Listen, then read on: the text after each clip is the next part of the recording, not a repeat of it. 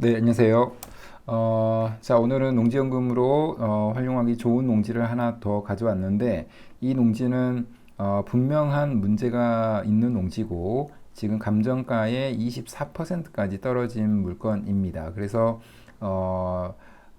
제가 예상하기로는 이번 차수에서 그 낙찰이 될 수도 있고, 아니면 한 번 더 유찰이 될 수도 있다고 생각이 드는데, 어, 제가 말씀드리는 이 문제만 풀 수만 있다면 현재 기준으로 700만 원 정도로 평생 동안 24만 원을 수령할 수 있는 그런 농지연금이 될 수 있습니다.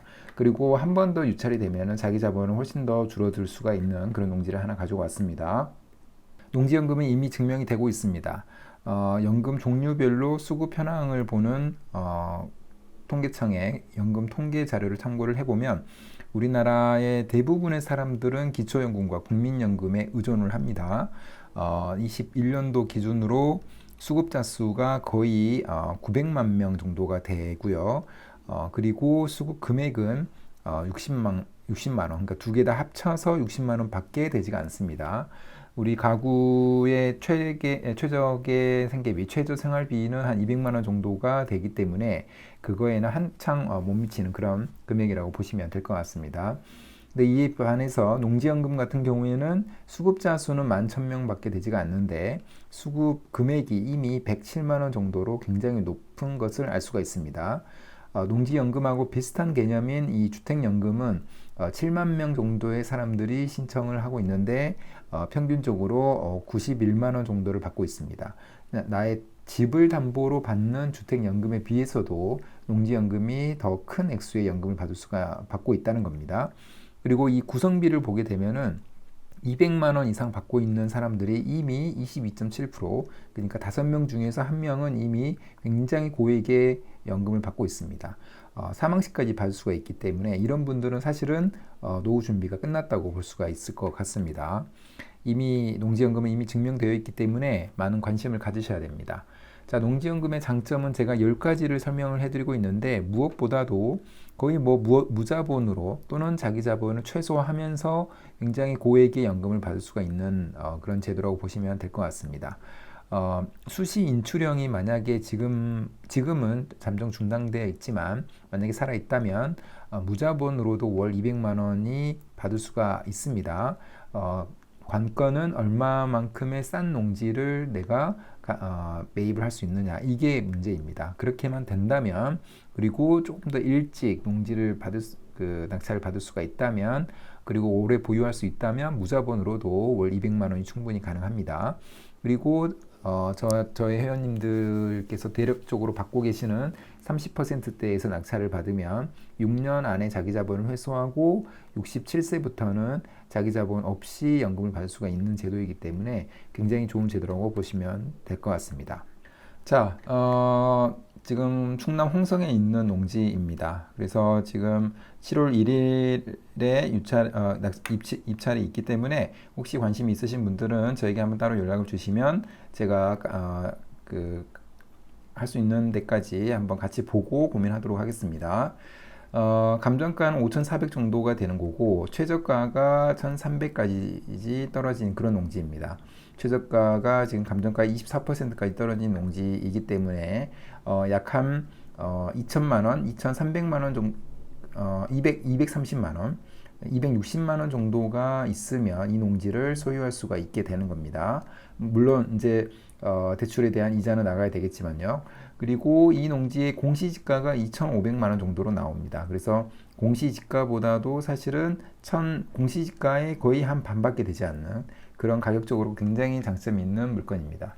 이 감정가가 이렇게 세지 않는 거는 면적 자체가 1240제곱미터인 거고 지금 여기에서 쓰여 있지만 지분이라고 되어 있죠. 그래서 지분 물건이기 때문에 지금 24%까지 떨어진 것으로 보입니다. 어떻게 보면은 지분에 대한 문제는 풀면 되는 거고 어떻게 풀 수 있는지에 대해서 좀 이따가 다시 설명을 드리도록 하겠습니다. 자, 이 농지가 어떤 농지인지 조금 자세하게 좀 보도록 하겠습니다. 자, 이 농지이고 지금 물건 사진은 현장 그 디스코에서 위성 사진을 좀 확인하면 될 것 같고 그 경매지에 올라와 있는 사진을 보더라도 정상적으로 농사를 잘 지었다는 그런 흔적이 좀 보입니다. 그래서 농사 짓는 데는 전혀 문제가 없겠다라는 생각이 좀 들고요. 그 다음에 아까 두 개 필지이고 두 개 전부 다 지금 지분이 지금 전체 2,480제곱미터 중에서 1,240제곱미터가 지분으로 나왔기 때문에 지분 50%의 지분이고 소유자가 한 명 더 있습니다. 그래서 그 소유자가 두 명인 그런 지분 농지가 나온다고 보시면 될 것 같고요. 그 다음에 현황 위치 주변 환경을 보게 되면은 전형적인 농촌 마을로 생각이 듭니다.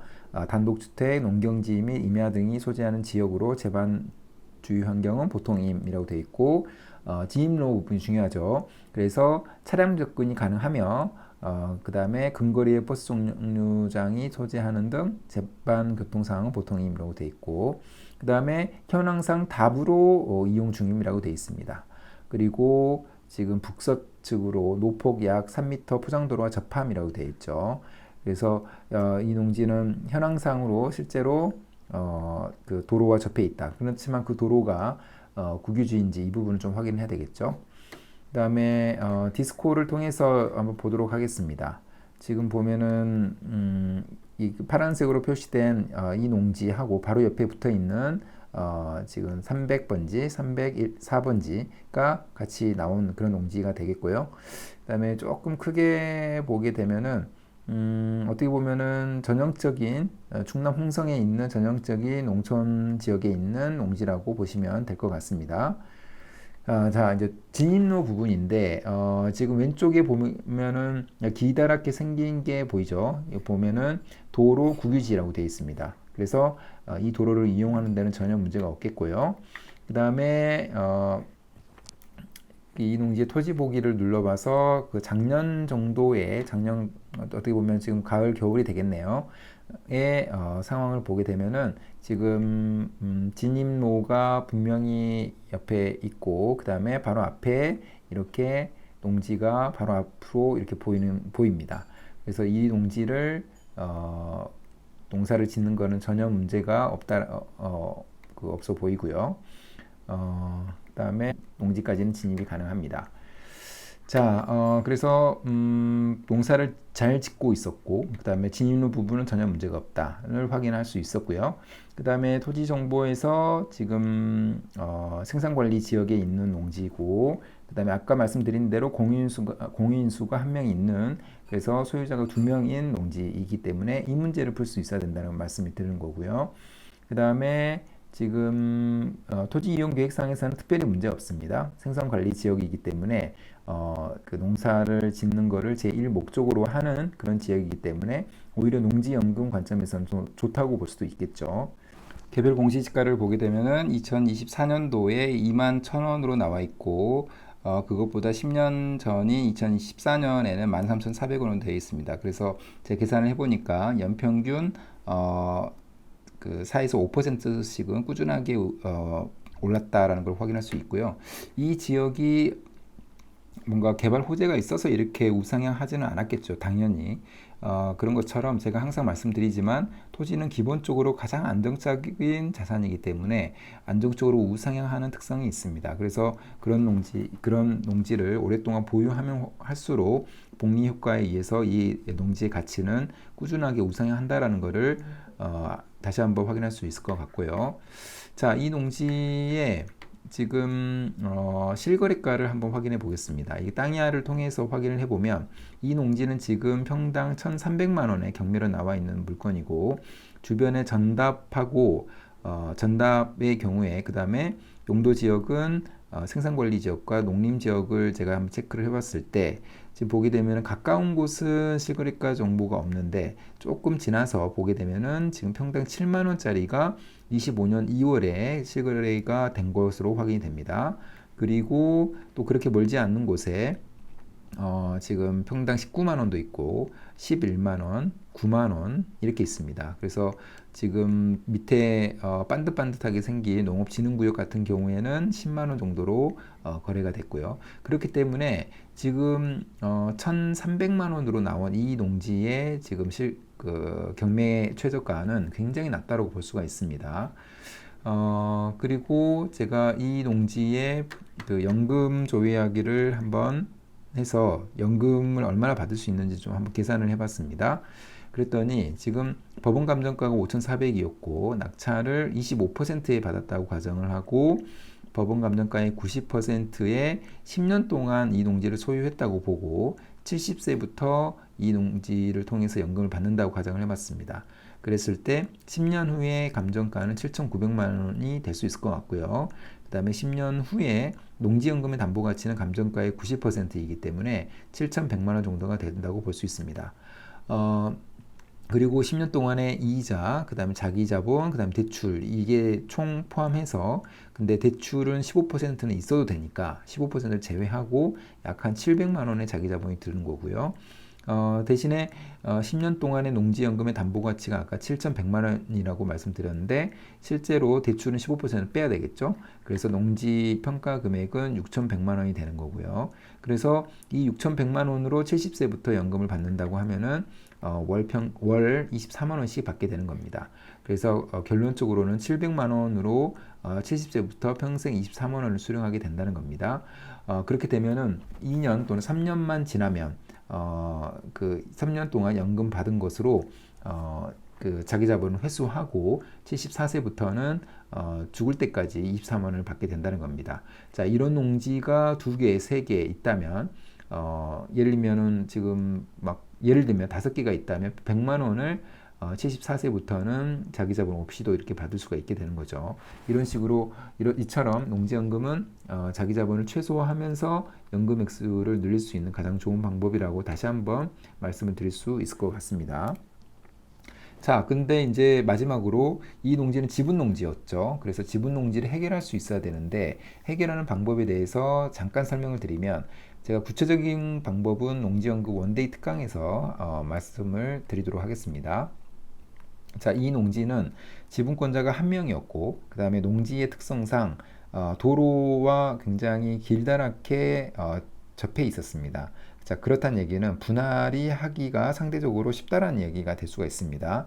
그래서 이 지분 농지를 해결할 때는 제가 생각했을 때는 크게 한 4가지 정도 더 방법이 있을 수 있습니다. 그렇지만 4가지 정도를 생각을 해보면 일단은 공유자에게 판다를 생각할 수 있겠죠. 만약에 공유자가 이 농지에 대해서 애착이 있다 그러면은 내가 낙찰받은 가격 그 이상으로 가격으로 이렇게 팔아서 이득을 취하면 될 것 같고요.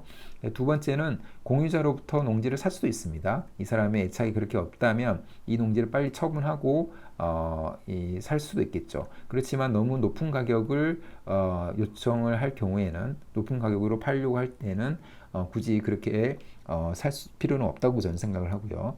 나머지 이 3번, 4번 현물 분할과 형식적 경매 이 2가지가 가장 좋은 방법이라고 저는 생각을 하는데 현물 분할을 하기 위해서는 이제 공유물 분할 소송을 하면 되는 거고 소송을 하는 방법에 대해서는 원데이 특강에서 자세히 말씀드려보고자 합니다. 그 다음에 현물 분할이 충분히 가능할 수 있는 그런 농지라고 생각이 들고요. 다만 이제 공유자들끼리 어떻게 분할을 할지에 대해서 이견이 있다면 그 지금 법원에서는 그런 갈등을 조정하기 힘들다면은 경매로 보통 가는 경우가 많이 있습니다. 그래서 경매를 가더라도 저는 이득이 된다고 보는 게 만약에 그 다음 낙찰자의 입장에서는 이 소유권 문제가 전혀 없기 때문에 높은 가격으로 그 낙찰이 될 가능성이 있습니다. 그래서 제가 만약에 25%로 낙찰을 받았다면 이 농지의 형식적 경매의 낙찰가는 사실 그거보다는 높을 가능성이 있겠죠. 그래서 더 높은 가격으로 낙찰을 받으면 그걸로 내가 이득을 배당을 받으면 되고요. 그 다음에 계속 유찰이 돼서 내가 낙찰받는 그 수준까지 떨어졌다 그러면은 그 정도 수준에서 나의 본인은 안 되지만 나의 주변 지인이 를 통해서 입찰을 하게 하면은 되겠죠. 그렇게 해서 나의 지인 또는 내 가족이 이런 농지를 온전하게 내 소유의 농지를 소유하게 된다면 그것으로도 충분히 의미가 있는 가치가 있는 그 처리가 됐다고 볼 수가 있을 것 같습니다. 그래서 이런 식으로 지분 농지를 해결하면 되는데 구체적인 방법에 대해서는 원데이 특강에서 말씀드릴 테니까 한번 참석해서 보시면 좋을 것 같다는 생각이 듭니다. 자, 그럼 오늘 영상은 이것으로 마무리하겠습니다. 감사합니다.